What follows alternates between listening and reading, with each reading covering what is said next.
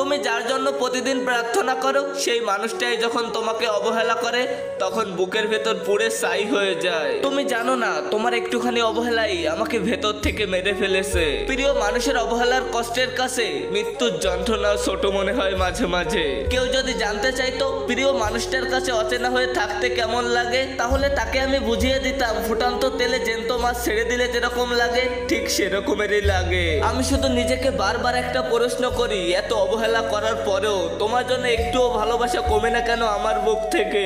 তোমার জন্য প্রতিদিনে আমি প্রার্থনা করি, অথচ তুমি দিনে একবারও আমার নামটাও মনে করো না।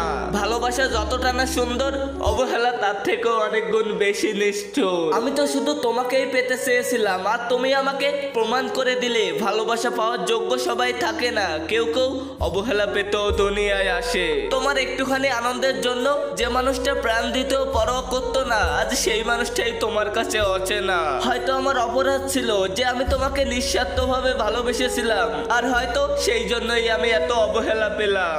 তুমি আমার থেকে যতটা দূরে সরে যাচ্ছ আমি ঠিক ততটাই ভেতর থেকে ভেঙে পড়ছি, তারপরেও তোমার জন্য প্রার্থনা থামাতে পারছি না, কেননা আমি তো তোমায় নিজের প্রাণের থেকেও অনেক বেশি ভালোবাসি।